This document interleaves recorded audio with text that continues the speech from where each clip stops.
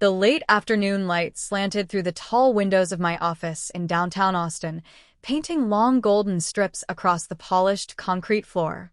I was 33, running a company that helped major corporations navigate the messy ethics of artificial intelligence, and most days felt like a quiet victory I had earned alone.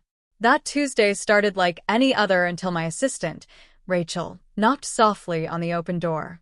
"Sophia," she said, her voice carrying an unusual hesitation. "There are 3 people in the lobby asking for you. They say they're your family." I looked up from the compliance report on my screen. The word family landed strangely after 4 years of perfect silence. No birthdays, no holidays, no casual texts, just absence. "Who exactly?" I asked. "Your parents and a man who introduced himself as your older brother." For a moment the air in the room felt thinner. I set my pen down slowly. "Show them to the main conference room. I'll be there in a minute." Rachel nodded and disappeared. I sat still for a few breaths, letting the news settle. Then I stood, smoothed my dark green blouse, and walked down the hallway lined with glass-walled offices where my team worked in focused quiet. No one knew the storm that had just walked through our front doors. I paused outside the conference room, hand resting on the cool glass door. Through it I could see them. My father scanning the space with appraising eyes, my mother sitting with perfect posture, and my brother Ethan leaning back in his chair like he already belonged at the head of any table. I pushed the door open and stepped inside. My father noticed me first. "Nice setup, Sophia." Bigger than I pictured. My mother offered a small, practiced smile. "Hello, darling." Ethan didn't bother with pleasantries. He crossed his arms and grinned. Not bad for someone who was supposed to be the family disappointment. I stayed near the door, keeping distance like a shield. "You shouldn't be here." My father waved a hand dismissively. "We didn't drive all the way from Houston to stand in hallways." "Sit down." I remained standing. "What do you want?" My mother sighed, as if I were being difficult. "Is that how you greet us after 4 years?" "You disappeared from my life for 4 years," I replied evenly. "You don't get to act surprised by my tone." Ethan rolled his eyes. "Can we skip the family drama? We're here for business." The word business tightened something low in my stomach. My father reached into a leather folder and slid a thick stack of papers across the glossy table. The sound echoed in the quiet room. "Read it," he said. I didn't touch the documents. "What is it?" My mother answered, her voice smooth. "A partnership agreement." "With whom?" Ethan leaned forward, smile widening. "With me. My startup combines with your company. Perfect synergy." I let out a soft, humorless laugh. "You walk into my office uninvited after 4 years of silence and ask for half of everything I built." "Not ask," Ethan said, his tone sharpening. "We're offering you a chance to do the right thing for the family." My mother pushed the papers closer until they stopped right in front of me. Her eyes hardened. "Sign them. 50% ownership to Ethan." I stared at her. The room felt smaller, the air heavier. My father added calmly, "Ethan's company needs stability right now. Linking it to yours will reassure investors. You've built something impressive here, but businesses run on trust and connections." I slowly picked up the papers, scanning the first page. It was exactly what they claimed, a transfer of half my company to my brother. "You think I'm simply going to hand over 50% of my life's work?" I asked quietly. Ethan shrugged. "You wouldn't have any of this without the family name behind you anyway." I looked at the 3 of them, the people who had once erased me so cleanly it felt like I had never existed. For years of silence, and now they wanted to own what I had created in that emptiness. For a moment I said nothing. Then I did the one thing they clearly did not expect. I smiled. "All right," I said softly. "Let's talk about the partnership." My mother blinked. Ethan's smirk grew wider, triumphant. None of them noticed that my smile wasn't surrender. It was the beginning of something else entirely. The rest of the afternoon passed in a careful rhythm. I answered emails, reviewed a client proposal, and spoke with my lead developer about a new compliance framework as if nothing unusual had happened. But inside, For years of buried memory had begun to stir like sediment in still water. I remembered the night everything fractured. We had been working on the first version of the software in a small shared office space in Houston. I wrote every line of the core algorithm that could scan contracts and flag ethical risks in AI systems before deployment. Ethan handled investor meetings and branding. At first it felt like collaboration. Then the praise started shifting. I walked into a pitch meeting early one evening and heard him tell a room full of potential backers. The entire concept came from me. My sister helped with some of the technical pieces, but the vision is mine.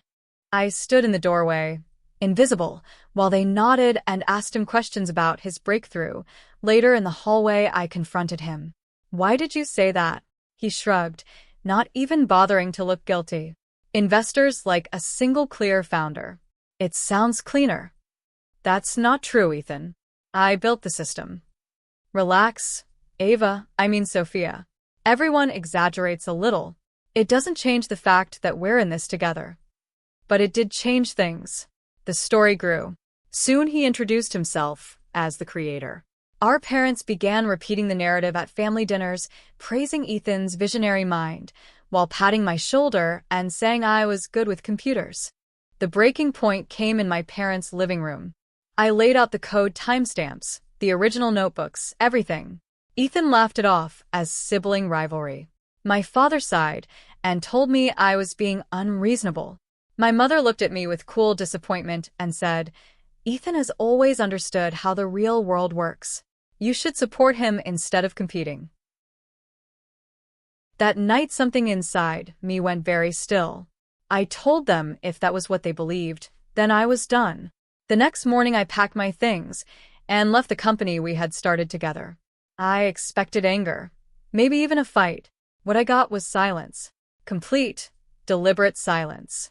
No calls. No messages. No attempts to reconcile. It was as if I had ceased to exist the moment I refused to play the supporting role they had written for me. For the first year, I worked freelance gigs from a tiny apartment, surviving on instant noodles and sheer stubbornness. Long nights debugging code under a single desk lamp. Slowly, the new system took shape, cleaner, more robust, focused on ethics rather than shortcuts. Clients noticed. Word spread. The company I run today grew from those quiet, lonely hours. And now the same people who erased me wanted half of it. I finished my last call of the day and leaned back in my chair.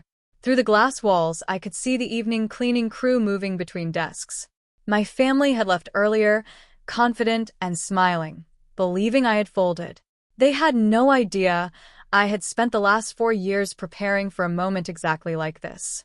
I opened a secure folder on my laptop that I had not touched in months. Inside were financial records, old investor complaints, time-stamped code comparisons, and quiet conversations I had documented after the split. Ethan's previous 2 startups had collapsed under similar patterns, promising ideas, enthusiastic funding rounds, then sudden departures of key people and money moved to offshore accounts. I had watched from a distance, never intervening, simply collecting. Rachel knocked again. "The meeting room is booked for 7:30. Investors and senior team confirmed. Your family said they'll be back." I nodded. "Thank you. Make sure the auditors are on standby." She hesitated. "Everything okay, Sophia?" I offered her a small, genuine smile. "It will be." After she left, I stood at the window and looked out over the Austin skyline. The city lights were beginning to flicker on. For years ago, they had thrown me away because I would not let them rewrite my story. Tonight, I would remind them that some stories cannot be taken. I closed the folder, shut my laptop, and prepared for the meeting that would finally close the chapter they thought they controlled. The conference hall filled slowly as evening settled over Austin. Soft overhead lighting reflected off the long walnut table while my senior team, key investors, and legal counsel took their seats. Low conversations hummed until I walked in. Then the room quieted with the kind of respect that comes from years of earned trust. My family had arrived early. My father stood near the windows, hands clasped behind his back, surveying the space like a general assessing territory. My mother sat with perfect posture, whispering something to Ethan, who leaned against the table laughing easily with one of my investors, as if he already belonged. I took my place at the head of the table. Thank you all for coming on short notice. Tonight we're discussing a proposed partnership that could significantly shape the future of this company. My father immediately leaned forward. Yes, a partnership that will bring stability and fresh capital. Ethan's startup brings complementary strengths. Ethan opened his folder and slid copies of the agreement down the table. It's straightforward, he said, voice carrying confidence. My company invests experience and resources. In return, I receive 50% ownership. Together we become unstoppable. My mother nodded proudly. It's a generous offer. Any smart leader would see the value. Several investors exchanged glances. One of my longest-standing board members raised an eyebrow but stayed silent, waiting for my response. I picked up the papers, turned a few pages slowly, then set them down again. You're right. It does look generous on the surface. Ethan's smile widened.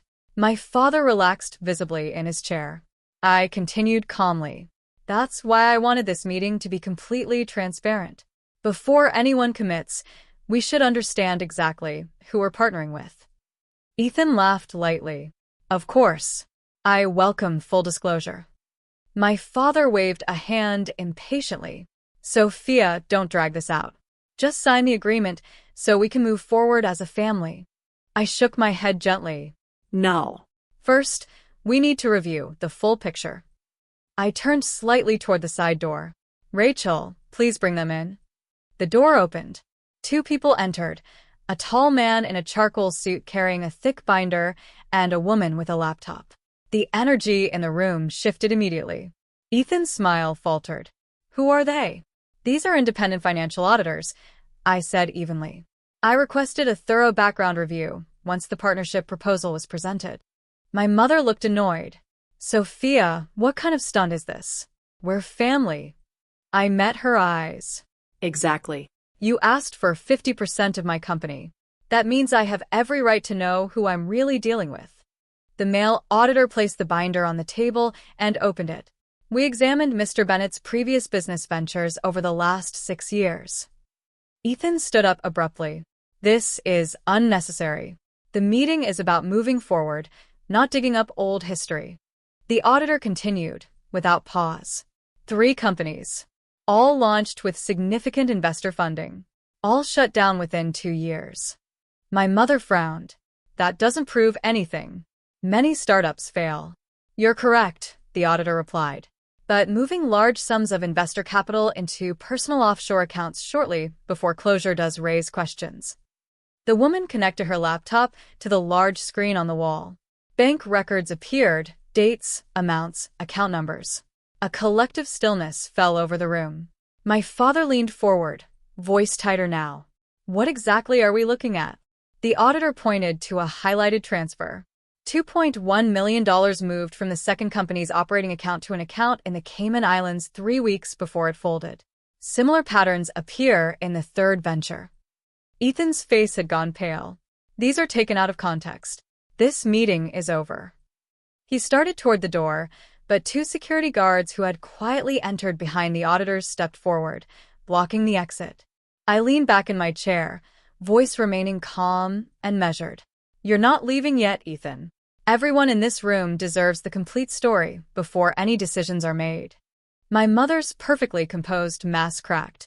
Sophia, this is ridiculous. We came here to help you. No, I said quietly, looking around the table at the faces that had supported me through years of building this company. You came here to take what I built after you threw me away for refusing to let Ethan steal credit for work that was mine. The room stayed silent except for the low hum of the projector. The evidence was only beginning to unfold, and for the first time since they had walked into my lobby, the projector light cast sharp shadows across the conference table.